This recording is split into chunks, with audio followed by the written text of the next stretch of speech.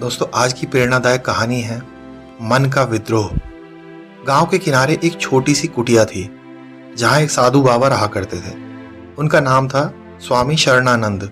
दूर दूर से लोग अपने मानसिक कष्ट और मन की उलझनों को सुलझाने उनके पास आते थे। एक दिन एक युवक श्याम वहां पहुंचा।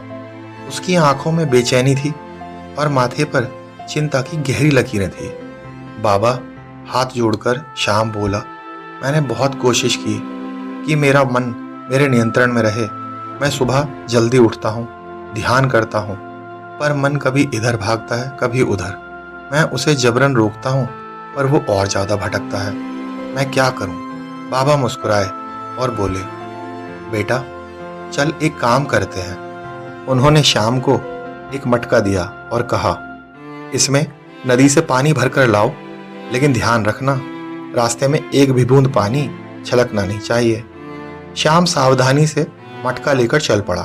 पूरे रास्ते उसकी निगाह सिर्फ मटके पर ही थी। किसी से बात नहीं की, किसी दृश्य की ओर ध्यान नहीं दिया।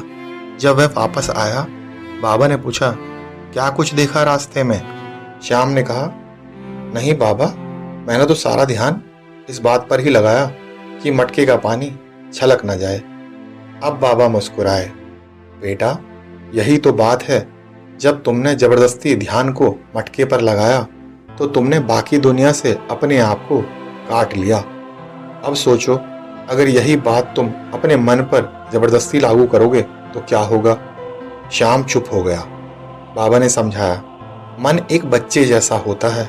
अगर तुम उससे जबरदस्ती करोगे तो वो और जिद्दी हो जाएगा, भागेगा।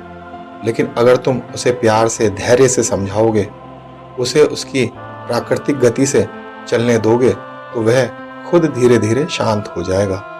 मन को नियंत्रित करने का उपाय जबरदस्ती नहीं, बल्कि मित्रता है।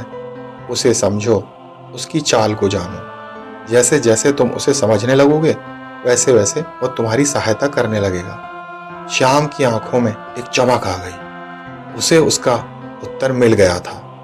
उस दिन के बाद श्याम ने ध्यान करना छोड़ा नहीं, लेकिन अब वह अपने मन को दुश्मन नहीं, एक दोस्त समझने लगा। जब मन इधर उधर भागता या विचलित होता तो वो उसे पकड़ने नहीं दौड़ता, बस देखता रहता और समझता। धीरे धीरे उसकी चाल के साथ कदम मिलाने लगता। समय गुजरने के साथ श्याम का मन शांत हो गया और जीवन भी।